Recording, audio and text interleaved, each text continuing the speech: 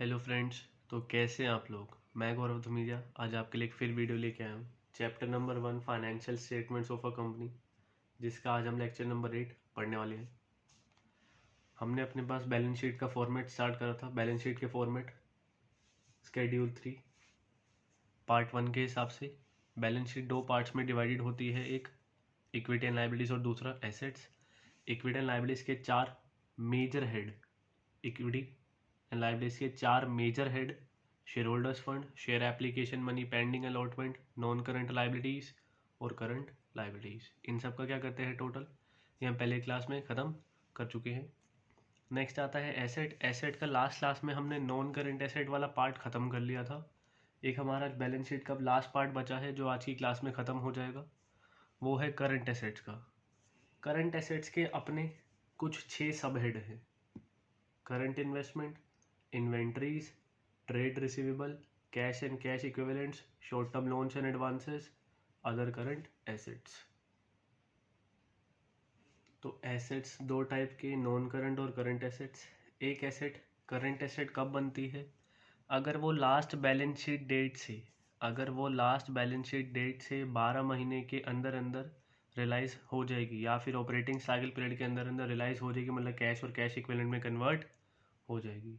और non current asset कब बनेगी, अगर कोई भी asset last balance sheet date से 12 महीनों के बाद और ऑपरेटिंग साइकिल पीरियड के बाद कैश और कैश इक्विवेलेंट में कन्वर्ट होगी, वो हमारी होती है non current asset. Non current asset हम पढ़ के आए हैं, मैं एक बार रिवाइज करवा देता हूँ। नॉन करंट एसेट के अपने 5 मेजर हेड होते हैं: fixed asset, non current investment, deferred tax assets, long term loans and advances, other current asset, other non current asset. ऐसे ही बेटा करंट एसेट के अपने जो मेजर हेड आएंगे वो कितने हैं, 6। नॉन करंट एसेट पढ़ा सबसे पहले फिक्स्ड एसेट। फिक्स्ड एसेट्स वो एसेट्स होते हैं जो एक कंपनी ने अपने पास रख रखे हैं, रीसेल पर्पस के लिए नहीं बल्कि अपनी अर्निंग कैपेसिटी इंक्रीज करने के लिए, जो लॉन्ग टर्म में फर्म को पैसा कमा कर देने वाले हैं। फिक्स्ड एसेट्स के अपने 4 सब हेड होते हैं: tangible assets, intangible assets, capital work in progress और intangible assets under development. Tangible assets are those assets which have physical existence, that is they can be seen and touched, जिनको देख सकते हैं, छू सकते हैं: land and building, plant and machinery, office equipment, computers. फिर आता है इंटेंजिबल एसेट्स, जिनकी कोई भी फिजिकल एग्जिस्टेंस नहीं होती, they can't be seen and touched. Example: computer software, goodwill, patents, trademark, mining rights, intellectual property rights, formula, recipes, models and designs. फिर एक आता है कैपिटल वर्क इन प्रोग्रेस। अगर कोई भी टेंजिबल एसेट्स डेवलपमेंट के अंदर है, जैसे कोई बिल्डिंग कंस्ट्रक्शन चल रही है जिसकी, तो बिल्डिंग अंडर कंस्ट्रक्शन या fix tangible assets under construction. और इनटेंजिबल एसेट्स अंडर डेवलपमेंट, इसके अंदर बेटा पेटेंट्स, आईपीआर, कोई भी अंडर डेवलपमेंट है। फिर नॉन करंट आती है इन्वेस्टमेंट। नॉन करंट इन्वेस्टमेंट वो इन्वेस्टमेंट होती है जो रीसेल पर्पस के लिए नहीं है, रिटेन करने के लिए है। तो बेटा इन्वेस्टमेंट हमने देखा था नॉन करंट इन्वेस्टमेंट दो टाइप की, एक ट्रेड इन्वेस्टमेंट, एक अदर इन्वेस्टमेंट। जब भी हम किसी दूसरी कंपनी की शेयर्स में, डिवेंचर्स में पैसा लगाते हैं, फाइनेंशियल एसेट्स में पैसा लगाते हैं, वो होती है ट्रेड इन्वेस्टमेंट। उसके अलावा कोई भी इन्वेस्टमेंट है वो होती है अदर इन्वेस्टमेंट्स। अदर इन्वेस्टमेंट्स देख लिया। अब इन्वेस्टमेंट्स बेटा 8 हेड के अंदर शो होती है। सबसे पहले याद करवाया था मैंने इन्वेस्टमेंट इन प्रॉपर्टी, फिर इन्वेस्टमेंट इन इक्विटी इंस्ट्रूमेंट्स, फिर प्रेफरेंस शेयर्स, गवर्नमेंट और ट्रस्ट सिक्योरिटीज़, डिबेंचर्स और bonds, mutual funds, partnership firms और other non current investment nature to be specified. सबसे पहले क्या पढ़ा था, investment in property, investment in equity instruments, investments in preference shares, investment in government और trust securities, debentures और bonds, mutual funds, partnership firms और other non current investment. फिर जो नेक्स्ट साइड आया था वो आया था डेफर्ड टैक्स एसेट्स का। डेफर्ड टैक्स एसेट्स क्या होता है, अगर अकाउंटिंग इनकम ज़्यादा है टैक्सेबल इनकम से तो क्या क्रिएट होती है, डेफर्ड टैक्स लाइबिलिटी। और अकाउंटिंग इनकम कम है डेफर्ड टैक्सेबल इनकम से तो क्रिएट होता है डेफर्ड टैक्स एसेट्स। फिर से बोलता हूँ, if accounting income is more than taxable income तो क्या क्रिएट होती है, डेफर्ड टैक्स लाइबिलिटी, DTL। और if accounting income is less than taxable income तो क्या क्रिएट होती है, डेफर्ड टैक्स एसेट, DTA। फिर आया था long term loans and advances. बेटा वो लोन्स एंड एडवांसेस जिसको हमने आगे पैसा दिया है, हमारी एसेट है, हमने आगे पैसा दे दिया है जो हमें वापस मिलने वाला है 12 महीनों के बाद, कैश में या काइंड में कैसे भी मिल सकता है ऑपरेटिंग साइकिल पीरियड के बाद, लेकिन 12 महीने के बाद ही मिलेगा। अब इसके अंदर 3 चीज़ें आती थी। कैपिटल एडवांसेस, कैपिटल एडवांसेस क्या आता था, जो भी हम पैसा आगे दे रहे हैं किसी को फिक्स्ड एसेट्स एक्वायर करने के लिए, ये पैसा आपको बेटा कैश में वापस नहीं मिलेगा, आपको काइंड में मिलेगा, आपको एसेट ही वापस मिलने वाले हैं। फिर आया था सिक्योरिटी डिपॉजिट्स, हमने डिपॉजिट्स रख दिए लेकिन लॉन्ग पीरियड के लिए, 12 महीनों से ज़्यादा के लिए। जैसे बेटा डिपॉजिट दे दी इलेक्ट्रिसिटी के लिए, टेलीफोन के लिए, मैंने आपको समझाया था उनने बेटा लैंडलॉर्ड को अगर डिपॉजिट्स दे दिए हैं। एक आया था अदर लोन्स एंड एडवांसेस, इसमें नेचर टू बी स्पेसिफाइड, जिसमें बेटा लोन्स हम दे देते हैं लॉन्ग टर्म लोन्स एम्प्लॉयज़ को, और किसको देते हैं, सप्लायर्स को, तो ये अदर लोन्स एंड एडवांसेस के अंदर आ जाएगा। और ये नॉन करेंट इन्वेस्ट एसेट के अंदर बात चल रही है तो ये लॉन्ग टर्म वाले ही होंगे। फिर एक लास्ट हेड आया, वो आया अदर नॉन करेंट एसेट, जो भी बेटा 4 हेड के अंदर कौन कौन से, fix asset, non current investment, deferred tax asset और long term loans and advances के अंदर, इन 4 हेड के अंदर कुछ भी नहीं आता, वो जो बचा कुचा है रेसिडुअल जो भी होगा वो आ जाएगा अदर नॉन करेंट एसेट्स के अंदर। इसके अंदर 2 चीज़ें आती हैं, long term trade receivables, trade receivable क्या होते हैं, bills receivable plus debtors minus provision, तो लेकिन वो जो बिल है, डेटर है, उनसे पैसा लेना है 12 महीनों से ज़्यादा में, तो वो लॉन्ग टर्म ट्रेड रिसीवेबल के अंदर आ जाते हैं। और अदर्स कुछ आता है जो बेटा पैसा आना है, कोई ट्रेड रिसीवेबल्स के अलावा पैसा आना है, जैसे insurance claim receivable, amount due for assets hold, asset बेच दिया, पैसा आना अभी बाकी है। और ये था हमारा नॉन करेंट एसेट का पार्ट। इक्विटी एंड लायबिलिटीज वाला पार्ट हम पहले ख़त्म करके आ चुके हैं।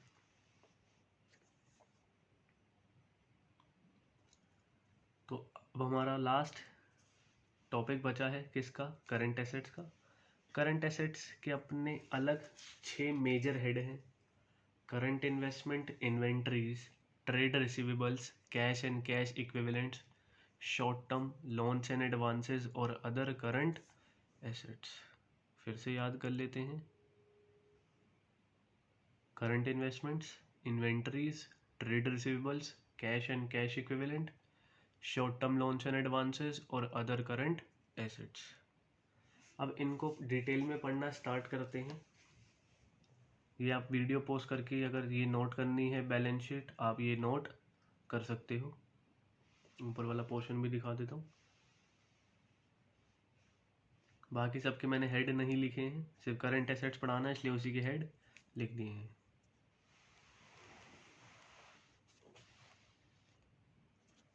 तो करंट एसेट्स के अंदर कितने हेड पढ़ने हैं, करंट एसेट्स आर क्लासिफाइड और शोर अंडर द फॉलोइंग 6 हेड्स। सबसे पहला करंट इन्वेस्टमेंट, फिर इन्वेंट्रीज, फिर trade receivable, current investments, inventories, trade receivables, cash and cash equivalents, short term loans and advances और अदर करंट एसेट्स।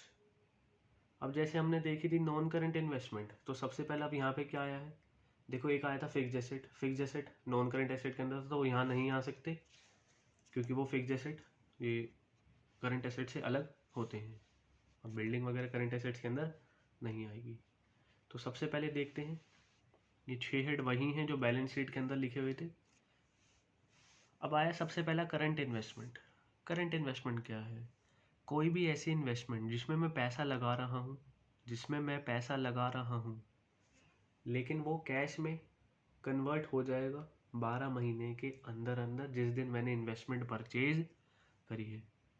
सपोज बेटा मैं 1 अप्रैल को क्या करता हूँ, किसी भी कंपनी की शेयर्स परचेज कर लेता हूँ, किसी भी कंपनी की शेयर्स परचेज कर लेता हूँ। अब किसी कंपनी की शेयर्स परचेज कर रहा हूँ, मैं शेयर्स परचेज कर रहा हूँ लॉन्ग टर्म पर्पस के लिए नहीं, शॉर्ट टर्म के लिए। अगर कल को मार्केट प्राइस इंक्रीज हुआ तो मैं उसको बेच दूंगा। अब ये क्या है देख लेना एक बार। चलो बेटा, मैं हूँ गैरी संधू,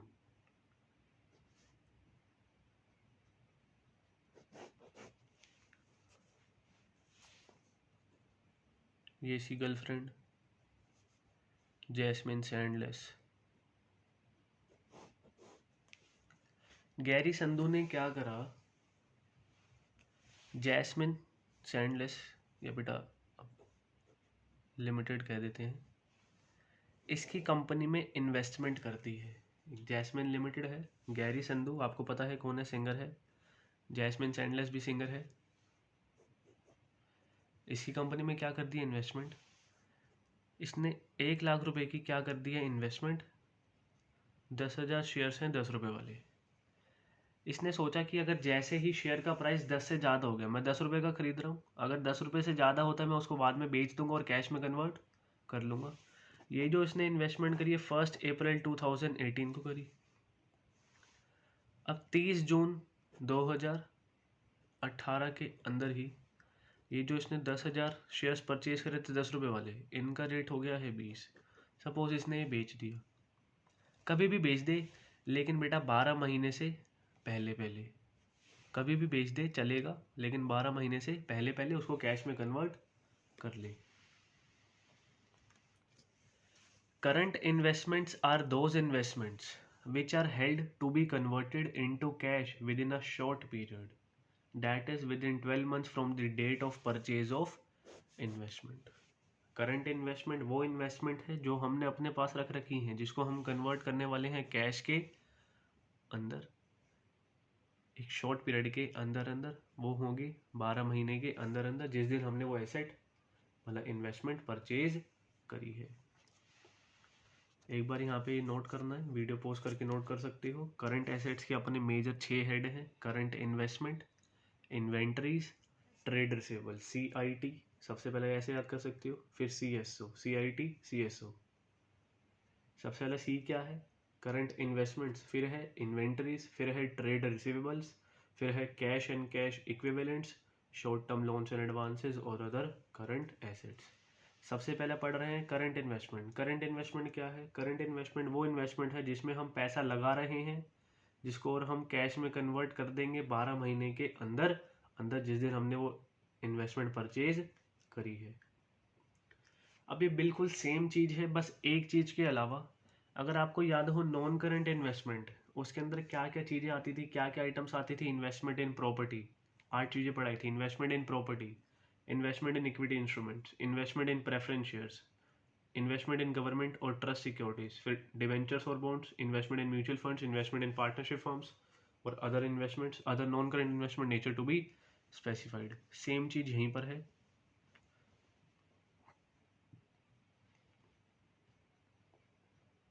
ये करंट इन्वेस्टमेंट हेडिंग डाल सकते, ये नोट करना है आपने, किसी को पहले नोट करना है वो नोट कर सकता है वीडियो पॉज करके। यहाँ पे क्या क्या आइटम शो होंगी, इन्वेस्टमेंट इन इक्विटी शेयर्स, बस प्रॉपर्टी वाला नहीं आएगा क्योंकि प्रॉपर्टी हमारी फिक्स्ड एसेट होती है, वो यहाँ नहीं आएगा। Investments in equity instruments, equity instruments क्या है बेटा, मैंने क्या कर दिया, किसी भी कंपनी के शेयर्स में, इक्विटी शेयर्स में पैसा लगा दिया। जैसे बेटा गैरी संधू ने पैसा लगा दिया जैस्मिन लिमिटेड में, 1 लाख रुपए लगा दिए, वो इक्विटी शेयर्स परचेज कर लिए थे। Investment in preference shares, 2 type की शेयर्स होता है आपको पता है, इक्विटी और प्रेफरेंस। इन्वेस्टमेंट्स इन गवर्नमेंट और trust securities, investment in debentures और bonds, investment in mutual funds, investment in partnership firms और other investment nature to be specified. और ये अदर इन्वेस्टमेंट्स ध्यान रखना, ये करंट इन्वेस्टमेंट की बात चल रही है, नॉन करंट इन्वेस्टमेंट नहीं है। तो करंट एसेट का सबसे पहला हेड जो आया वो आया करंट इन्वेस्टमेंट। करंट इन्वेस्टमेंट वो इन्वेस्टमेंट है जो एक फर्म ने मतलब किसी भी कंपनी ने इन्वेस्टमेंट कर रखी है, जिसको हम कैश में कन्वर्ट करने वाले हैं शॉर्ट पीरियड के अंदर अंदर। मतलब क्या है, that is within 12 months from the date of purchase of investment. जिस दिन हमने इन्वेस्टमेंट परचेज करी है उसके अगले 12 महीने के अंदर अंदर हम उसको कैश में कन्वर्ट कर देंगे। These are to be classified into, ये बेटा इसके अंदर की आइटम्स क्या है, सेम है, बस प्रॉपर्टी वाला हटा दो, नॉन करंट इन्वेस्टमेंट वाला। Investment in equity instruments, preference shares, government और ट्रस्ट सिक्योरिटीज, डिवेंचर्स और bonds, mutual funds, partnership firms, other investment nature to be specified. फिर से बोलता हूँ, investment in equity instruments, preference shares, government और trust securities, debentures और bonds, mutual funds, partnership firms और other investment. तो इसको आप एक बार यहाँ पे पॉज करके नोट कर सकते हो, जिसका भी रहता है। मैं दिखा देता हूँ।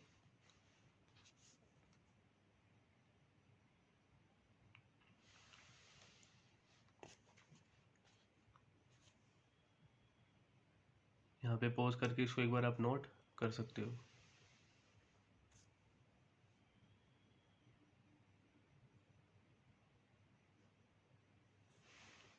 मैं नोटिंग पहले कर रखी है, साथ साथ नहीं लिखा है। ठीक है जी, हमारा करंट एसेट का पहला हेड खत्म हो गया है, करंट इन्वेस्टमेंट। जो नेक्स्ट हेड है वो आया इन्वेंटरीज। इन्वेंटरीज को आपको पता है हम क्या बोलते हैं, स्टॉक। अब ये क्या है देखते हैं बेटा। इन्वेंटरीज क्या होती हैं, स्टॉक। स्टॉक किस चीज़ का, रॉ मटेरियल का, फिनिश गुड्स होगा, वर्क इन प्रोग्रेस का, कुछ आपके पास सामान रखा हुआ है, कोई भी चीज़। बेटा आपका जो बिजनेस होता है वो दो चीज़ों का हो सकता है, जो नेचर या टाइप है आपके बिजनेस का। या तो आप मैन्युफैक्चरर हो सकते हो या आप ट्रेडर हो सकते हो। मैन्युफैक्चरर कौन होता है, जो सामान को, रॉ मटेरियल लेके आता है, सामान को बनाकर बेचता है। लेकिन ट्रेडर कौन होता है, सामान खरीद के लेके आता है और उसको बेच देता है। मैन्युफैक्चरर सामान को बनाकर बेचता है, बनाएगा फिर सेल करेगा, पहले मैन्युफैक्चर करेगा, और ट्रेडर सामान खरीद कर उसको आगे बेच देगा। तो जो भी हमारा नॉर्मल कोर्स ऑफ बिजनेस है, ऑर्डिनरी बिजनेस है, जो हमारा ऑपरेटिंग एक्टिविटीज़ है। सपोज बेटा मेरी एक जनरल स्टोर है, एक कंपनी है, मैंने कंपनी खोल रखी है बेटा, जनरल स्टोर जो भी मान लो। अब उस पर क्या बिक रहा है, सामान बिक रहा है, क्या बेटा, दूध, दही, देसी घी, बिस्किट वगैरह, जो भी बेटा आपका सामान होगा वो बिक रहा है। अब ये मेरे लिए स्टॉक है, मैं ट्रेडर हूँ, मैं बना नहीं रहा हूँ। लेकिन वहीं पे बेटा जैसे टाटा सोल्ट आया, अब टाटा वाले क्या होंगे, सामान बना रहे हैं, वो मैन्युफैक्चरर हो गए। मैं कौन हो गया, ट्रेडर, मैं सामान लाकर बेच रहा हूँ। तो इन्वेंट्रीज या stock held for the purpose of trade, जो हमने किसके लिए रख रखी है, ट्रेड के पर्पस के लिए, इन दी ऑर्डिनरी कोर्स ऑफ बिजनेस, जो मेरा मेन काम है, डैट इज मैन्युफैक्चरिंग और ट्रेडिंग ऑफ गुड्स। या तो मैन्युफैक्चरिंग होगा या ट्रेडिंग होगा गुड्स का। क्लासिफाइड और shown as current asset because they are held with the purpose to convert them into cash और cash equivalent within a short period. तो जो भी आपने चीज़ें बेटा ऑर्डिनरी कोर्स ऑफ बिजनेस में, मैन्युफैक्चरर हो चाहे ट्रेडर हो, रख रखी है अपने पास, जो भी सामान रख रखा है ट्रेड के पर्पस के लिए, बेचने के लिए, और जो भी आप स्टॉक रखते हो किसके लिए रखते हो, सामान बेचने के लिए, तो कैश में कन्वर्ट हो जाए। तो जो 12 महीनों के अंदर अंदर कैश में कन्वर्ट हो जाएगा वो हमारी इन्वेंट्रीज है या फिर स्टॉक है। अब इसके अंदर मैन्युफैक्चरर हो, सबसे पहले क्या लेके आओगे, रॉ मटेरियल। तो ये कहाँ पे आएगा, इन्वेंट्रीज के अंदर। काम चालू हो गया है, वर्क इन प्रोग्रेस, काम चल रहा है, ये भी इन्वेंट्रीज के अंदर आएगा। नेक्स्ट है फिनिश गुड, सामान बन गया, ये भी इन्वेंट्रीज का ही पार्ट है, ये भी आपका स्टॉक है। तो स्टॉक बेटा मैन्युफैक्चरर हो, किस किस चीज़ का हो सकता है, रॉ मटेरियल्स का, work in progress, finish goods. अगर आप बेटा ट्रेडर हो, सामान लेके आए हो, तो stock in trade. Stock in trade क्या है, जो भी आपके पास स्टॉक रखा है बेचने के पर्पज़ के लिए, रीसेल पर्पज़ के लिए, जो आप लेकर आए हो ताकि कैश में वो कन्वर्ट हो जाए। लिखा हुआ मैंने आगे, for goods acquired for trading, जो हमने गुड्स परचेज करे हैं ट्रेडिंग पर्पज़ के लिए, मतलब बेचने के लिए। एक चीज़ और आती है स्टोर्स एंड स्पेयर्स, और एक आता है लूज टूल्स। लूज टूल्स आपका मोस्ट इंपॉर्टेंट है। ये लूज टूल्स का बेटा हेड और सब हेड आपसे पूछेंगे ही पूछेंगे, ध्यान रखना ये चीज़। पेपर में क्वेश्चन आते हैं 10 में से 7 बार 8 बार लूज टूल्स पेपर में क्वेश्चन पूछते ही पूछते हैं। लूज टूल्स का सब हेड क्या है, इन्वेंटरीज। और इन्वेंटरीज का बेटा लूज टूल्स का मेन हेड क्या है, करंट इन्वेस्टमेंट। लूज टूल का मेजर हेड या जो मेन हेड होगा वो है करंट इन्वेस्टमेंट, और उसका जो सब हेड है वो है इन्वेंटरीज।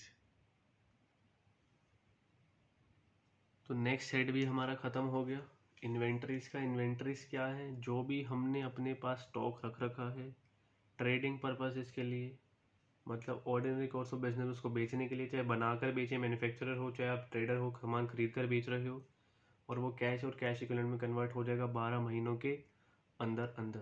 अब इसके अंदर कितनी चीज़ें आती हैं, 6। Raw materials, work in progress, finish goods. सबसे पहले कैश होगा, कैश से रॉ मटेरियल लेके आते हैं, ऑपरेटिंग साइकिल में समझाया था। काम आगे बढ़ गया है, वर्क इन प्रोग्रेस, उसके बाद फिनिश गुड्स। फिर स्टॉक इन ट्रेड जो हमने ख़रीदा है ट्रेडिंग पर्पज़ के लिए, स्टोर्स एंड स्पेयर्स और लूज टूल्स। और लूज टूल्स का जो आपका मेजर हेड है वो करंट इन्वेस्टमेंट और सब हेड आएगा इन्वेंट्रीज, और ये बहुत ही ज़्यादा इम्पोर्टेंट है। तो हमारे 2 हेड ख़त्म हो गए हैं, कौन कौन से? करंट इन्वेस्टमेंट और इन्वेंट्रीज। करंट इन्वेस्टमेंट हमने पढ़ा, करंट इन्वेस्टमेंट वो इन्वेस्टमेंट है जिसको हमने पैसा लगाया है। Current investment are those investments which are held to be converted into cash, जो कैश में कन्वर्ट होगा within 12 months from the date of purchase of investment, 12 महीने के अंदर अंदर। अब उसके अंदर आइटम्स क्या है? Investment in equity instruments, preference shares, debentures और बॉन्ड्स, गवर्नमेंट और trust securities, mutual funds, partnership firms और other investment nature to be specified. Next है इन्वेंट्रीज। इन्वेंट्रीज क्या है? जो भी आपने अपने पास सामान रख रखा है कैश और कैश इक्विवेलेंट में कन्वर्ट करने के लिए 12 महीने के अंदर अंदर, जिस दिन आपने वो सामान खरीदा है, आप बना रहे हो, चाहे आप मैन्युफैक्चरर हो चाहे ट्रेडर हो। अब इसमें 6 चीज़ें आती हैं: raw material, work in progress, finish goods, stock in trade, stores and spares और लूज टूल्स। लूज टूल्स इसमें से बहुत ही ज़्यादा इंपॉर्टेंट है, मोस्ट इंपॉर्टेंट टॉपिक है। नेक्स्ट आपका जो हेड आया वो आया ट्रेड रिसीवेबल। नेक्स्ट आपका जो हेड आया वो आया ट्रेड रिसीवेबल्स। ट्रेड रिसीवेबल क्या है? जो भी आपका ऑपरेटिंग साइकिल में नॉर्मल कोर्स ऑफ बिजनेस में आपने किसी से भी पैसा लेना है। Trade receivable means amount receivable, receivable का मतलब ये पैसा मिलना है जब ये एसेट है, फॉर सेल ऑफ गुड्स और services rendered by the company in the normal course of business. अगर एक कंपनी ने आगे किसी भी कंपनी को या किसी भी बंदे को क्या करा है, कोई गुड्स बेचे हैं, सर्विसेज प्रोवाइड करी है, उसके लिए पैसा भी मिलना है। नॉर्मल कोर्स ऑफ बिजनेस वही क्या है? Trade receivable. तो ट्रेड रिसीवेबल क्या है? जो भी पैसा हमें रिसीव अभी होना है, जो भी हमने गुड्स बेचे हैं, सर्विसेज प्रोवाइड करी हैं एक कंपनी ने नॉर्मल कोर्स ऑफ बिजनेस में। और ये सब ने नोट कर लिया होगा, अभी तक नहीं करा है प्लीज़ एक बार वीडियो पॉज करके यहाँ से नोट कर सकते हो। तो ट्रेड रिसीवेबल, अब ट्रेड रिसीवेबल में बेटा 2 चीज़ें आती हैं, एक डेटर्स प्लस बिल्स रिसीवेबल। लेकिन डेटर में से एक अमाउंट माइनस होता है प्रोविजन फॉर डाउटफुल डेट्स का। ट्रेड रिसीवेबल डेटर क्या है? जिन भी बंदों से हमने पैसा लेना है, जो भी हमने गुड्स बेचे हैं, सर्विसेज प्रोवाइड करी हैं, और अगर हम बिल बनाकर उनको दे देते हैं, वो एक्सेप्ट कर लेते हैं, तो बिल्स रिसीवेबल। वो आपको पता है, आप 11th क्लास में बिल्स ऑफ एक्सचेंज पढ़कर आए हो। अब प्रोविजन क्या होता है? प्रोविजन फॉर डाउटफुल डेट्स, जो हमने डेटर से पैसा लेना है कि सारे के सारे डेटर्स पैसा पे करेंगे भी या नहीं करेंगे। तो प्रोविजन आपको पता है एक चार्ज अगेंस्ट प्रॉफिट है, प्रूडेंस के अकॉर्डिंग क्रिएट होता है। प्रोविजन क्या होती है? एक टाइप की लाइबिलिटी, लेकिन जिसका हमें एग्जैक्ट अमाउंट नहीं पता। सपोज मुझे डाउट है कि मेरे डेटर्स पैसा नहीं देंगे, डाउट है, लेकिन कितना नहीं देंगे ये मुझे नहीं पता, तो मैं इसके अगेंस्ट प्रोविजन बना सकता हूँ। प्रोविजन जो बनता है प्रूडेंस प्रिंसिपल के अकॉर्डिंग बनता है। वो कहता था do not anticipate a profit but provide for all possible losses. आपको लगता है आपका प्रॉफिट होने वाला है, आप उसको शो मत करो, लेकिन आपको लगता है आपका लॉस होने वाला है, कोई खर्चा होने वाला है, आप उसको शो कर सकते हो। तो प्रोविजन का मतलब होता है non liability with uncertain amount. Liability तो पता है या खर्चा तो पता है, लेकिन उसका अमाउंट एग्जैक्ट नहीं पता। और अच्छी लैंग्वेज में बोलूँ, known liability the amount of which can not be determined with accuracy. Known liability the amount of which can not be determined with accuracy. तो ट्रेड रिसीवेबल इंक्लूड्स 2 आइटम्स बेटा, वो क्या क्या है? Debtors minus provision for doubtful debts और plus bills receivable. Sir debtor तो समझ आ गया, ट्रेड रिसीवेबल के अंदर आएगा, ये इसका सब हेड हो गया, मेजर हेड हो गया क्या? Current assets. बिल्स रिसीवेबल का सब हेड हो गया ट्रेड रिसीवेबल, मेजर हेड हो गया, मेन हेड हो गया करंट एसेट्स। ये प्रोविजन का क्या शो करेंगे? देखो आप लोग बैलेंस शीट एक पार्टनरशिप में भी पढ़ के आए हो। पार्टनरशिप में आपने जब पढ़ा एसेट साइड, आपको बेटा देखो मैं दिखा देता हूँ, ये भी नोट कर देखने की कोई ज़रूरत नहीं है कि मेरे पास यहाँ पे थोड़ी सा स्पेस है। अब बैलेंस शीट देखते थे, ये होती थी आपकी एसेट साइड। जब हम क्वेश्चन करते थे या तो बेटा डेटर माइनस प्रोविजन ऐसे गिवन होता था, या कई बार क्या होता था, ये बैलेंस शीट होती थी, ये लाइबिलिटी साइड, ये एसेट साइड। यहाँ पे डेटर गिवन होते थे 1,00,000 और प्रोविज़न कई बार यहाँ गिवन होता था provision for doubtful dates 5,000। Suppose यहाँ पे 1,00,000 और ये 5,000 है, ये 95,000 वैल्यू हमें गिवन होती थी। तो ऐसे ही तरीका वही है, लेकिन प्रेजेंटेशन का तरीका अब बदल जाएगा। है चीज़ वही, प्रेजेंटेशन का तरीका बदल जाएगा। तो एक तो चीज़ है कि डेटर ग्रॉस वैल्यू पर शो हो और प्रोविज़न से अलग शो हो, प्रोविज़न अलग से शो हो, और एक डेटर को हम नेट अमाउंट पर शो करें प्रोविज़न माइनस करके। तो प्रोविज़न फॉर डाउटफुल डेट्स का मतलब क्या, ये साथ साथ नोट करते रहना। नहीं हुआ है जल्दी से नोट कर लो। Provision for doubtful debts, it is a provision made to meet the possible loss of bad debts as a percentage of net debtors, sundry debtors minus provision। तो बेटा प्रोविजन फॉर डाउटफुल डेट्स क्या है, एक provision है जो बेटा जो भी पॉसिबल लॉस है कि अगर मेरे डेटर्स पैसा नहीं देते हैं, जो एक्सपेक्टेड लॉस है, तो उसका एक नेट परसेंटेज है, पॉसिबिलिटी है कि पैसा कितना डूब सकता है। प्रोविजन बना रहा हूँ डाउटफुल डेट्स के लिए, ये भी पैसा डूबा नहीं है, एक्सपेक्टेड लॉस है। अगर पैसा डूब गया तो हमारे फिर बैड डेब्ट्स बन जाते हैं। यही चीज़ है disclosure of provision for doubtful debts. एक चीज़ हमने क्या सीखी थी, प्रोविजन को अलग से दिखा दो और डेटर्स को भी ग्रॉस वैल्यू पर दिखा दो। और एक चीज़ हमने देखी बेटा, debtor minus provision asset side given है 95, और सेकंड केस में क्या दिखा कि डेटर्स अलग से गिवन है 1,00,000 और प्रोविजन लाइबिलिटी साइड गिवन है। यही चीज़ है disclosure of provision for doubtful debts. एक है बेटा first approach, when provision is shown as short term provision, ये हम पढ़ के आए हैं करंट लाइबिलिटी के अंदर, और नॉन करंट लाइबिलिटी के अंदर भी लॉन्ग टर्म प्रोविजंस भी होते हैं, शॉर्ट टर्म प्रोविजंस भी होते हैं। लॉन्ग टर्म प्रोविजन कैसे बनेंगे कि याद हो अदर नॉन करंट लाइबिलिटी पढ़ाया था, जिसमें बेटा अगर कई बार ट्रेड पेबल का अमाउंट होता है जो 12 महीने के बाद पे करना है, तो वो लॉन्ग टर्म प्रोविजन वहाँ पर बन सकते हैं, और शॉर्ट टर्म प्रोविजन बनाने तो वैसे भी बन सकते हैं। तो एक तो तरीका वो वाला, सेकंड वाला जब प्रोविजन को अलग से शो करेंगे, तो when provision is shown as short term provision या लॉन्ग टर्म प्रोविजन, कुछ भी हो सकता है। और सेकंड अप्रोच क्या है, when provision is shown by way of deduction from trade receivable, मतलब डेटर में से माइनस करके दिखा देंगे। नेट अमाउंट वाला पहला केस जो हमने देखा था।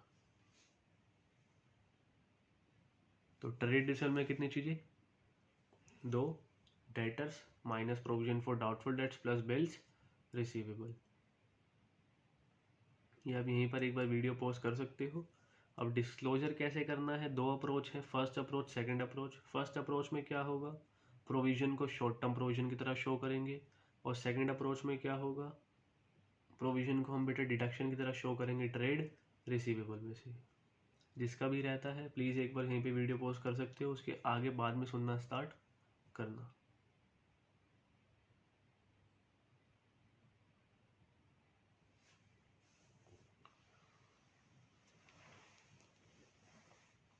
मैंने पहले से यार नोटिंग कर रखी है, मैं साथ साथ नहीं लिख रहा हूँ। बेटा मैंने एग्जांपल लिया, जैस्मिन लिमिटेड है सन्ड्री डेटर्स ऑफ ₹10 लाख। एक कंपनी है जिसमें बेटा सन्ड्री डेटर्स कितने के हैं, 10 लाख रुपए के, and it has made provision for doubtful dates against them of ₹1 lakh, और उसने 1 लाख का प्रोविजन बना लिया अगेंस्ट सन्ड्री डेटर्स। अब प्रोविजन को शो करने के 2 तरीके हैं, वो देख लेते हैं। बेटा वो क्या था ये देखना। एक तरीका तो ये है कि एसेट को हम ग्रॉस वैल्यू पर शो कर दे, डेटर को पूरे 1 लाख, और प्रोविजन अलग से शो कर दे 5,000। और एक तरीका ये है डेटर को 1 लाख माइनस प्रोविजन डिडक्शन दिखा दे और नेट वैल्यू पर शो कर दे। सेम चीज यहीं पर है। First approach, when provision is shown as short term provision, मतलब प्रोविजन को अलग से दिखाएंगे और डेटर्स को ग्रॉस वैल्यू पर। तो मैंने पूरी बैलेंस शीट नहीं बनाई है। अब बेटा वो आपको देखना पड़ेगा शॉर्ट टर्म है लॉन्ग टर्म है, वो क्वेश्चन के अकॉर्डिंग होएगा। तो मैंने सीधा नोट्स टू अकाउंट्स बनाए हैं। Particular amount short term provision, long term होता लॉन्ग टर्म, शॉर्ट टर्म आएगा short term. Short term provision है तो करंट लायबिलिटी के अंदर मेजर हेड हो जाएगा, और अगर लॉन्ग टर्म प्रोविजन होगा तो वो नॉन करंट लायबिलिटी के अंदर आएगा। तो शॉर्ट टर्म प्रोविजंस हमने दिखा दिया, प्रोविजन फॉर डाउटफुल डेट्स कितने का 1,00,000। और ट्रेड रिसीवेबल्स, ट्रेड रिसीवेबल के अंदर क्या बेटा सन्ड्री डेटर्स कितना दिखा दिया 10,00,000। तो हमने यहाँ पर क्या करा, सन्ड्री एसेट्स को ग्रॉस वैल्यू पर दिखा दिया 10,00,000। तरीका वही है, बैलेंस शीट बेटा वो आप जो पार्टनरशिप में जो 11th क्लास में बना के वैसे बनती थी, यहाँ पे अब शेड्यूल 3 के हिसाब से है, तो ये आपको नोट्स टू अकाउंट्स में दिखा कर आनी पड़ेगी। तो फर्स्ट अप्रोच क्या, प्रोविजन को हम शॉर्ट टर्म प्रोविजन के अंदर शो कर रहे हैं। तो नोट्स टू अकाउंट्स में short term provision long term provision कुछ भी हो, प्रोविजन फॉर डाउटफुल डेट्स 1,00,000, और ट्रेड रिसीवेबल को ग्रॉस वैल्यू पर शो करेंगे कितना 1,00,000। और सेकंड अप्रोच क्या है देख लेना, नोटिंग अभी हो जाएगी। When provision is shown by way of deduction from trade receivable, notes to account particular amount trade receivable, trade receivable में दो चीज़, सन्ड्री डेटर्स बी आर नहीं है, सन्ड्री डेटर्स कितने के 10,00,000, और प्रोविजन फॉर डाउटफुल डेट्स को क्या कर दिया माइनस 1,00,000। तो डेटर्स हमने कितने शो कर दिए 9,00,000 रुपीज़ के। ये हमारा है सेकंड अप्रोच। मेरे को ज़्यादा बेटर सेकंड अप्रोच लगती है, आपकी बुक में भी यही चीज़ लिखी होगी कि सेकंड अप्रोच ज़्यादा बेटर है और वही फॉलो करनी चाहिए। तो आपके पास क्वेश्चन आता है तो आप भी यही चीज़ें फॉलो करके आओ।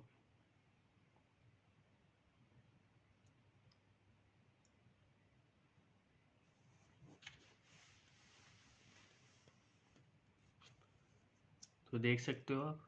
तो ट्रेड रिसीवेबल्स क्या है बेटा, वो अमाउंट जो हमें मिलना है, जो हमने गुड्स एंड सर्विसेज की सेल करी है, सर्विसेज रेंडर करी हैं एक कंपनी ने नॉर्मल कोर्स ऑफ बिजनेस में। ट्रेड रिसीवेबल्स में दो चीज़ें, डेटर्स प्लस बिल्स रिसीवेबल या बिल्स रिसीवेबल प्लस डेटर, लेकिन डेटर में से एक अमाउंट माइनस होता है provision for doubtful dates. Provision for doubtful dates का मतलब क्या है, जो पैसा आपका डूब सकता है, अभी एक्चुअली में नहीं डूबा, डूब सकता है एक्सपेक्टेड है, तो उसको आप प्रूडेंस के अकॉर्डिंग बना सकते हो। अब प्रोविजन को दिखाने के डिस्क्लोज करने के बैलेंस शीट में दो तरीके हैं। एक फर्स्ट अप्रोच जब प्रोविजन को हम शो करते हैं शॉर्ट टर्म प्रोविजन, और सेकंड अप्रोच क्या है, प्रोविजन को बेटा हम शो करते हैं bye way of deduction from sundry debtors या फ्रॉम ट्रेड रिसीवेबल। एक हमने एग्जांपल लिया, कंपनी में बेटा 10,00,000 रुपए के डेटर्स है और उसने 1,00,000 रुपये का प्रोविजन बनाया है। तो फर्स्ट अप्रोच के अंदर हमने क्या करा, प्रोविजन को अगर बेटा हम मेंटेन करें शो कर रहे हैं as a short term provision, short term हो लॉन्ग टर्म हो आपको देख लेना। नोट्स टू अकाउंट्स में शॉर्ट टर्म प्रोविजन यहाँ दिखा देंगे प्रोविजन फॉर डाउटफुल डेट्स 1,00,000, और ट्रेड रिसीवेबल इसमें सन्ड्री डेटर्स दिखा देंगे ग्रॉस वैल्यू पर। तो यहाँ पे आप इतनी एक बार वीडियो पॉज करके इसको नोट कर सकते हो।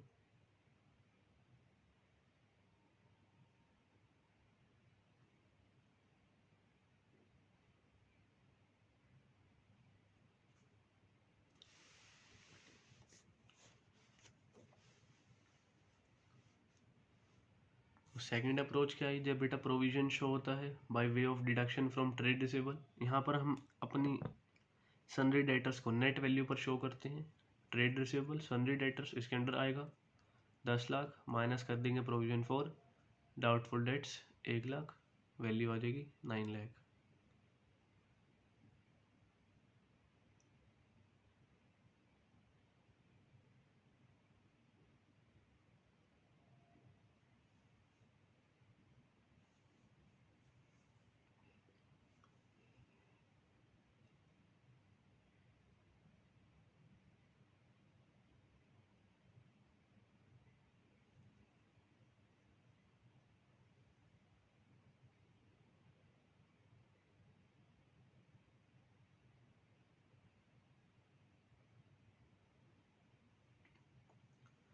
तो ये आपका हो गया होगा, किसी का रहता है प्लीज़ एक बार इसको वीडियो पोस्ट करके नोट कर सकते हो। तो हमारे 3 हेड ख़त्म हो गए हैं करंट एसेट्स के। सबसे पहला करंट इन्वेस्टमेंट। करंट इन्वेस्टमेंट वो इन्वेस्टमेंट जिसको हमने रख रखा है, जो 12 महीनों के अंदर अंदर जिस दिन हमने परचेज करी है इन्वेस्टमेंट उसको कैश में कन्वर्ट कर देंगे। उसके आइटम्स क्या है, investment in equity instruments, preference shares, government और ट्रस्ट सिक्योरिटीज़, डिवेंचर्स और bonds, mutual funds, partnership firms, other investment. ये चीज़ें मैं बार बार क्यों बोल रहा हूँ, ताकि आपको लर्न हो जाए और आप जब वीडियो देखते हो तो उसको साथ साथ लर्न कर लिया करो। फिर आता है इन्वेंटर्स, जो भी हमारे पास सामान रख रखा है जिसको हम ऑर्डिनरी कोर्स ऑफ बिजनेस में सेल करने वाले हैं, मैन्युफैक्चर करके सेल करने वाले हैं, ट्रेडिंग करेंगे, बेचेंगे, कैश में और कैश इक्विवेलेंट में कन्वर्ट कर लेंगे। उसके अंदर आती हैं 6 चीज़ें: raw material, work in progress, finish goods, stock in trade जो हमने एक्वायर करे हैं ट्रेडिंग के लिए, स्टोर्स एंड स्पेयर्स, और loose tools. Loose tools most important है। फिर आए ट्रेड रिसीवेबल। ट्रेड रिसीवेबल क्या है बेटा? वो पैसा जो हमें मिलना है, जो गुड्स एंड सर्विस हमने बेची हैं या फिर रेंडर करी हैं एक कंपनी ने नॉर्मल कोर्स ऑफ बिजनेस में। ट्रेड रिसीवेबल में 2 चीज़ें, डेटर्स प्लस बिल्स रिसीवेबल, लेकिन डेटर्स में से एक अमाउंट माइनस होगा प्रोविजन फॉर डाउटफुल डेट्स। अब प्रोविजन को शो करने के 2 तरीके, या तो आप बेटा बाय वे ऑफ डिडक्शन दिखा दो फ्रॉम ट्रेड रिसीवेबल, वो सेकंड अप्रोच, मुझे ज़्यादा ये अच्छी लगती है। और एक आता है जब एसेट को हम ग्रॉस वैल्यू पर शो कर देंगे और इसको अलग से शो कर देंगे शॉर्ट टर्म प्रोविजन। जो नेक्स्ट हेड आया वो आपका आया कैश एंड कैश इक्विवेलेंट का। जो नेक्स्ट हेड आया वो आया आपका कैश एंड कैश इक्विवेलेंट्स का।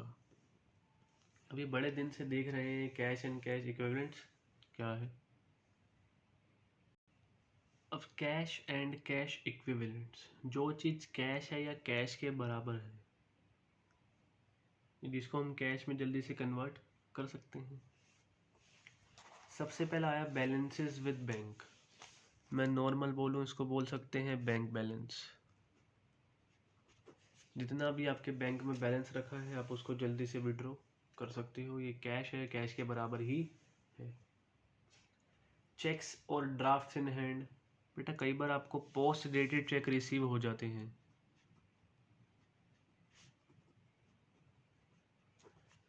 आप उसको अगर डिपॉजिट करवाते हो, आप जनरल एंट्री भी सीख के आए हो, अगर आपको कोई आज चेक मिला लेकिन बेटा वो 2 महीने बाद का है, तो आप बैंक बैलेंस इंक्रीज नहीं कर सकते, आप बैंक टू डेटर एंट्री नहीं करते, आप cheque in hand account debit to debtor करते हो, क्योंकि आपका अभी बैंक बैलेंस नहीं बढ़ सकता, ये पोस्ट डेटेड चेक्स है।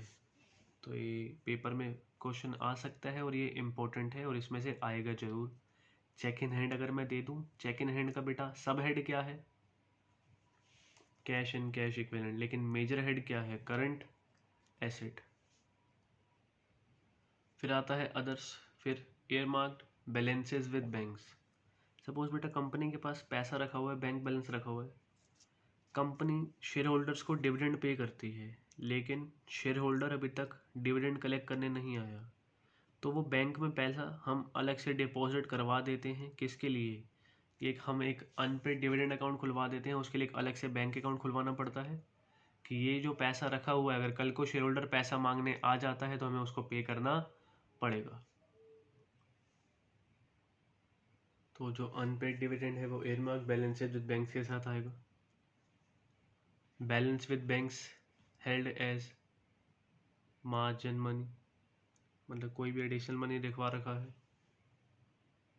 जैसे कई बार बेटा हम लोन वगैरह लेते हैं तो कुछ मार्जिन रिक्वायरमेंट वगैरह होती है कि 10 लाख का लोन लिया तो 15 लाख की 18 लाख की बेटा सिक्योरिटी रखनी पड़ती है, तो कुछ बैलेंस रखा हुआ है बैंक के साथ, कैसे बेटा? मार्जिन मनी, एक्स्ट्रा पैसा रखा हुआ है।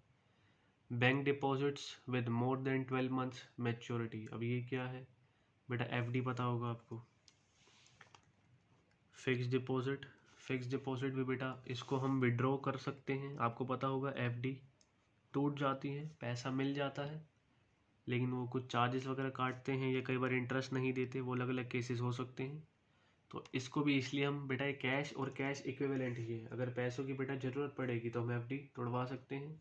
तो बैंक के पास कोई भी डिपॉजिट्स रखे हैं 12 महीनों से ज़्यादा की जिसकी मैच्योरिटी है, आपका डाउट आ सकता है सर हम फिक्स डिपॉजिट को अगर मैच्योरिटी 12 महीने से ज़्यादा की है तो नॉन करंट एसेट में क्यों नहीं डाल रहे? लेकिन बेटा हम यहाँ पे पढ़ रहे हैं कैश और कैश इक्विवेलेंट्स। आपको पता है अगर कंपनी को पैसे की ज़रूरत पड़ेगी या बेटा हमें भी कई बार पैसे की ज़रूरत पड़ती है तो कई बार एफडी भी टूटती हैं जो पेमेंट करने जाते हैं, तो एफडी को हम क्या कर सकते हैं? तोड़वा सकते हैं, पैसा आ जाएगा, तो इसलिए कैश और कैश इक्विवेलेंट के अंदर शो हो रही है।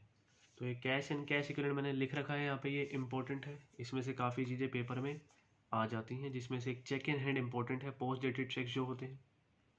तो balances with banks, checks in hand, drafts in hand, cash in hand, जो कैश रखा हुआ है आपके पास अदर्स, और उसके बाद एक year mark balances with banks, जैसे अनपेड डिविडेंड हो गया। एक चीज़ सुनना ज़रा ध्यान से, और ये year mark balances with banks लिखा आएगा, उसके अंदर एग्जांपल देता है अनपेड डिविडेंड का, तो कैश एंड कैश इक्विवेलेंट के अंदर आएगा। अगर नॉर्मल लिखा हुआ है अनपेड डिविडेंड, ये हमारी करंट लाइबिलिटी होती है, ध्यान रखना। और करंट लाइबिलिटी में, ये अदर करंट लाइबिलिटी में सब हेड के अंदर शो होता है। और बैलेंसेस रखे हुए बैंक के साथ एज मार्जिन मनी और bank deposits with more than 12 months maturity.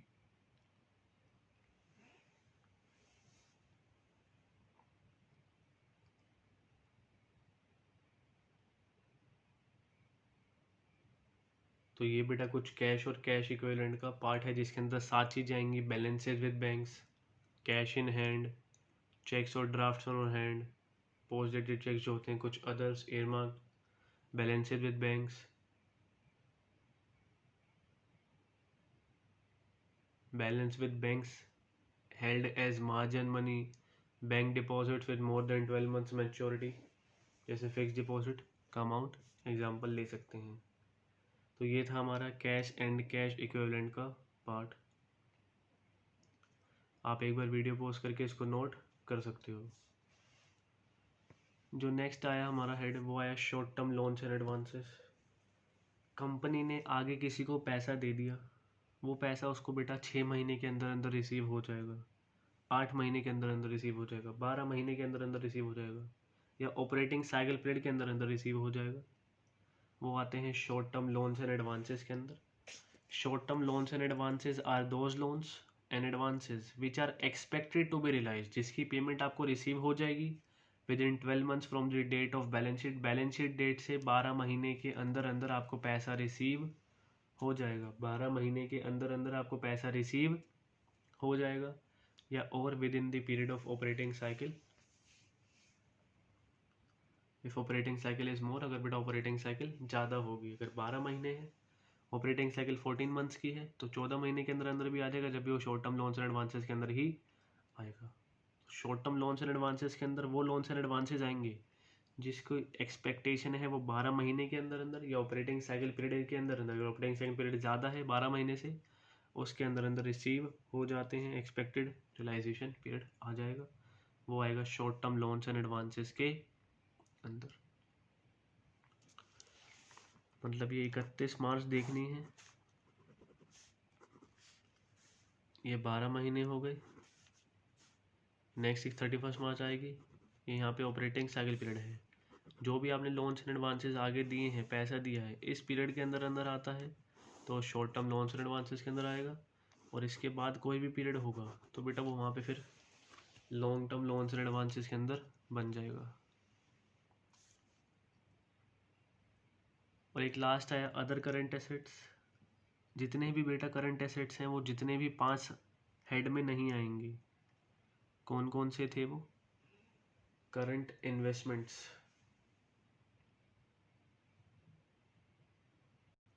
Inventories, trade receivable, cash और cash equivalent, short term loans and advances, other current assets. इसके अंदर कोई भी चीज़ नहीं आती तो बेटा वो कहाँ जाएगा? अदर करंट एसेट्स के अंदर शो होगा। जैसे प्रीपेड एक्सपेंसेस। प्रीपेड एक्सपेंसेस क्या होते हैं? कोई भी खर्चा जिसको आप एडवांस में पे कर देते हो, तो expenses paid in advance. Suppose बेटा हमने इस फाइनेंशियल ईयर में, फॉर एग्जांपल ये 16-17 है, 31 मार्च 2016 1 अप्रैल हो गया, और ये 31 मार्च 2017। ये बेटा टाइम स्पैन जो है 12 मंथ्स का है। अगर मैं 14 महीने का रेंट पे कर दूँ तो 2 महीने का एडवांस में पे कर रहा हूँ, क्योंकि आप 12 महीने से ज़्यादा के लिए तो प्रॉपर्टी यूज़ नहीं कर सकते। किसी एम्प्लॉय को आप सैलरी एडवांस में पे कर दो, कोई भी खर्चा एडवांस में पे कर दो, तो हमारा prepaid expenses other current asset के अंदर जाएगा। और ये आप रेशियोज में भी पढ़ोगे ये टॉपिक प्रीपेड एक्सपेंसेस का, ध्यान रखना। कुछ होती है अक्रूड इनकम। अक्रूड इनकम क्या होती है? Outstanding income. सपोज बेटा आपने सर्विसेज प्रोवाइड करती है, जैसे मैं ट्यूशन पढ़ा रहा हूँ, सपोज बेटे मैंने किसी बच्चे से फ़ीस लेनी है, मैं पूरे महीने की सर्विस प्रोवाइड कर चुका हूँ, मैं बात करता हूँ दिसंबर चल रहा है, पूरे दिसंबर मैंने क्लासेस दी, मैंने उस बच्चे को फ़ीस के लिए बोला, उन्होंने बोला कि पैसा दे देंगे, तो ये मेरे लिए एसेट है, क्योंकि मेरे को दिसंबर का पैसा अभी आना है। या अक्रूड इनकम मैं कह सकता हूँ, आउटस्टैंडिंग इनकम, जो पैसा अभी मिलना बाकी है, जिसके लिए आप सर्विसेज प्रोवाइड कर चुके हो। डिविडेंड रिसीवेबल, रिसीव नहीं हुआ है, रिसीवेबल है। कुछ एडवांस टैक्सेस सरकार को कई बार आप टैक्सेस एडवांस में डिपॉजिट करवा देते हो, और वो कब होता है एडवांस टैक्सेस, ये भी याद होगा आपको। अगर अकाउंटिंग इनकम कम होती है टैक्सेबल इनकम से, तो क्या क्रिएट होते हैं, एडवांस टैक्सेस।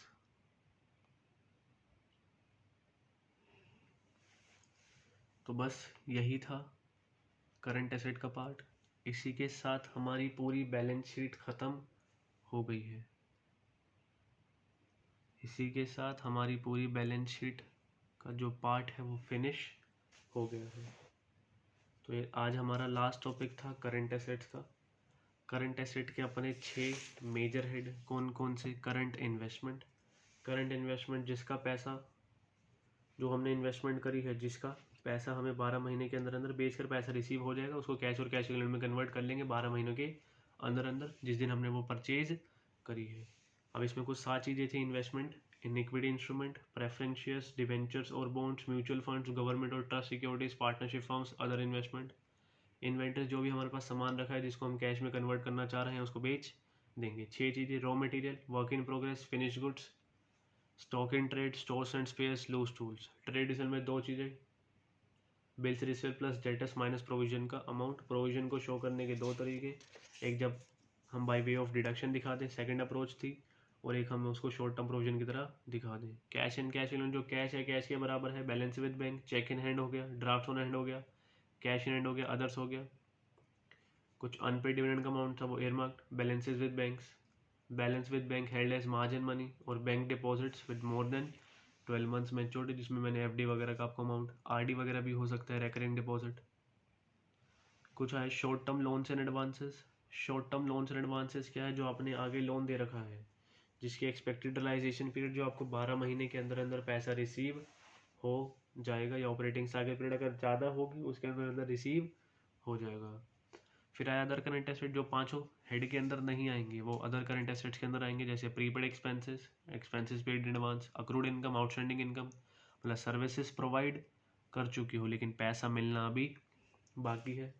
एक आया एडवांस टैक्सेस, जब अकाउंटिंग इनकम कम होती है टैक्सेबल इनकम से।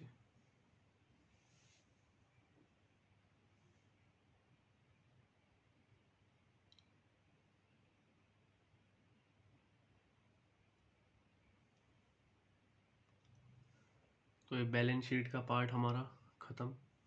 कुछ क्वेश्चंस कर रहे हैं आप लोग, इलस्ट्रेशन 14 निकाल रहे हो। एक चीज़ हमारी और बची है, कंटिंजेंट लायबिलिटीज एंड कमिटमेंट, वो मैं नेक्स्ट क्लास में करवाऊँगा। नेक्स्ट लेक्चर आप जब भी देखो, लेक्चर नंबर 9, उस क्लास से पहले आपको पूरी बैलेंस शीट का फॉर्मेट हेड और सब हेड के साथ टिप्स पे होना चाहिए। नेक्स्ट क्लास में सिर्फ मेरे को एक चीज़ करवानी है, कंटिंजेंट लायबिलिटी एंड कमिटमेंट्स, वो क्या होती है नेक्स्ट क्लास में बताऊँगा। मुश्किल से वो 10 या 12 मिनट का टॉपिक है, 15 मिनट मैक्सिमम। मैं नेक्स्ट क्लास में सिर्फ वो टॉपिक और सिर्फ क्वेश्चंस प्रैक्टिस करवाऊँगा जो पेपर में आते हैं। तो नेक्स्ट क्लास में अगर आपको बैलेंस शीट उस पर लर्न होगी, हेड सब हेड सारे याद होंगे, रिवाइज करके आओगे, जब भी समझ आएगा मैं क्लास में क्या करवा रहा हूँ, वरना आपको कुछ समझ नहीं आने वाला। तो अब देखते हैं हम इलस्ट्रेशन 14। अच्छा, एसेट्स कितने टाइप के होते हैं सर? 2 होते हैं, एक नॉन करंट एसेट्स और एक करंट एसेट्स। बस बेटा इलस्ट्रेशन 14 यही है, देख लो। State the major heads which the items appearing in the assets part of the company's balance sheet are classified as per schedule 3 of the companies act 2013। बेटा major heads बताने assets के, जिसमें बेटा जो एसेट पार्ट है company का वो show होता है अलग अलग हेड्स के अंदर, क्लासीफाई होता है शेड्यूल 3 के हिसाब से। तो जो मेजर हेड्स हैं वो तो 2 ही हैं। The major heads on asset part are आपको याद हो जो पहले ऐसे लाइबिलिटीज के क्वेश्चन करवाए थे, उसमें वो 4 हेड देखे थे, share holders fund, share application money, pending allotment, non current liability, current liability.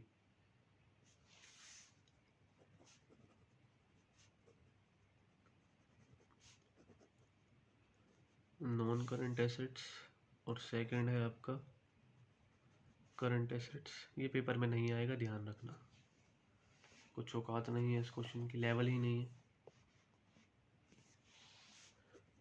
Page number बता देता हूँ 1.33। तो मेजर हेड्स पूछे हमसे एसेट्स की, वो एसेट्स के मेजर हेड 2 ही हैं, नॉन करंट एसेट और करंट एसेट। अब आपसे कोई पूछ ले नॉन करंट एसेट्स के कितने वो हैं मेजर हेड, ये मतलब नॉन करंट एसेट के सब हेड कितने हैं, वो याद होंगे 5। Fixed asset, non current investment, deferred tax asset, long term loans and advances, other non current asset. Learn करवा रखा है। इलस्ट्रेशन 15 पे आ जाओ।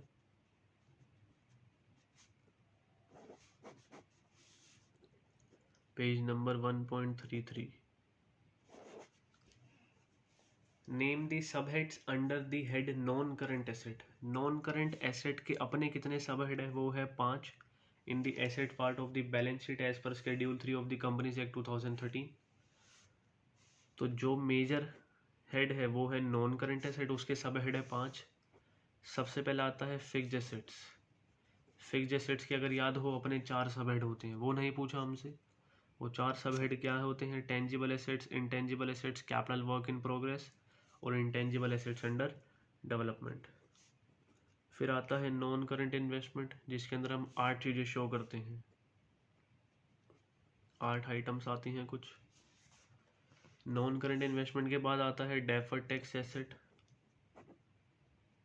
डेफर्ड टैक्स एसेट कब क्रिएट होगा, जब अकाउंटिंग इनकम कम होगी टैक्सेबल इनकम से, और अकाउंटिंग इनकम ज़्यादा होगी टैक्सेबल इनकम से, तो डेफर्ड टैक्स लायबिलिटी। फिर एक फोर्थ आता है long term loans and advances.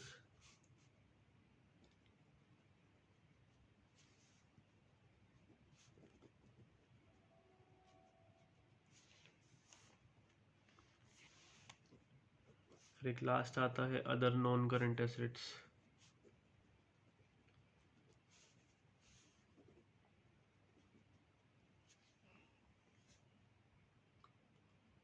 तो ये था 15th क्वेश्चन। सबसे पहले 14th इलस्ट्रेशन में हमसे पूछा मेजर हेड क्या है एसेट्स पार्ट के, वो है नॉन करंट एसेट और करंट एसेट। नेक्स्ट इलस्ट्रेशन में हमसे पूछा कि नॉन करंट एसेट के कितने सब हेड है, वो है 5। Fixed assets, non current investments, deferred tax asset, long term loans and advances, other non current assets.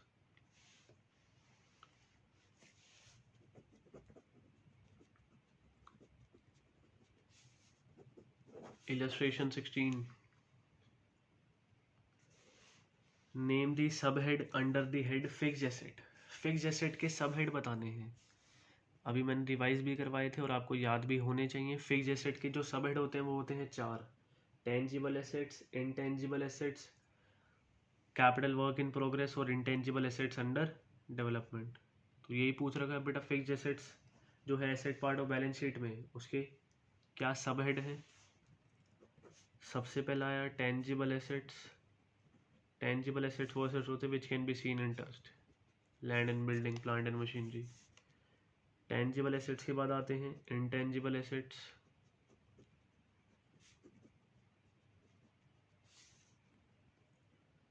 फिर आता है capital work in progress.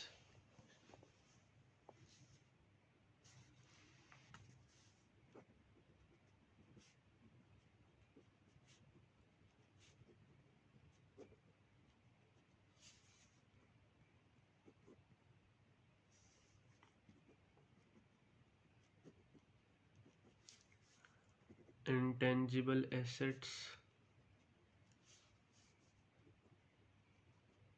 Under development.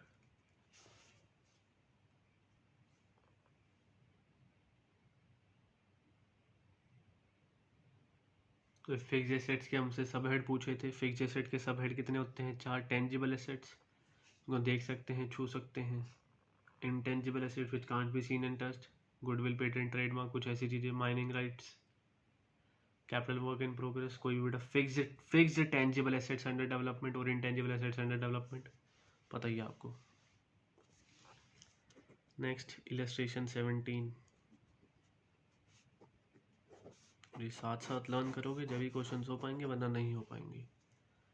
और नेक्स्ट क्लास जब मैं लूँगा सबसे पहले क्वेश्चन ही करवाऊँगा, उसके बाद नेक्स्ट टॉपिक समझाऊँगा। ध्यान रखना सारा टॉपिक एक बार रिवाइज करके आना, वरना आपके लिए बहुत मुश्किलें होने वाली है। Illustration 17, name the sub heads under which या under the head current assets. सब हेड बताने हैं करंट एसेट के अंदर। करंट एसेट के अंदर 6 सब हेड होते हैं, current investment, inventories, trade receivables, cash and cash equivalents, short term loans and advances और अदर करंट एसेट्स। तो यही पूछे हमसे, name the sub heads under the head current assets in the asset part of the balance sheet as per schedule 3 of the companies act. तो current asset के अंदर कितने sub head है जो आपने आज की क्लास में ही पढ़े हैं। सबसे पहला होता है करंट इन्वेस्टमेंट, जो भी हमने इन्वेस्टमेंट रख रखी है 12 महीने के अंदर, तो जिसको हम कैश में कन्वर्ट कर लेंगे। नेक्स्ट आता है इन्वेंटरीज। इन्वेंटरीज के अंदर कुछ 6 चीज़ें आती थी, raw material, work in progress, finished goods, stores and spare, loose tools और एक स्टॉक इन ट्रेड। फिर एक आता था trade receivables, bills receivable plus debtors minus provision for doubtful debts. फिर एक आता था कैश एंड कैश इक्विवेलेंट, जो कैश या कैश इक्विवेलेंट के बराबर है, cheque in hand, cash balance, bank balance. तो कैश एंड कैश इक्विवेलेंट्स।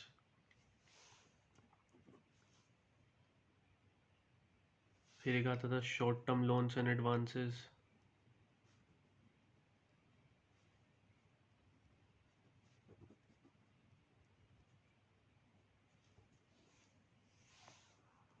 और एक लास्ट आता था अदर करंट एसेट।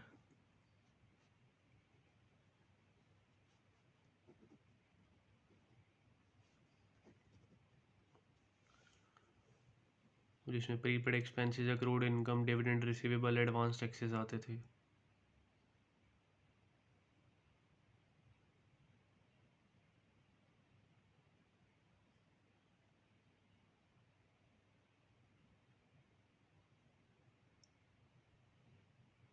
तो ये किसी का रहता है, प्लीज़ नोट कर लेना। आज की क्लास यहीं ख़त्म करते हैं।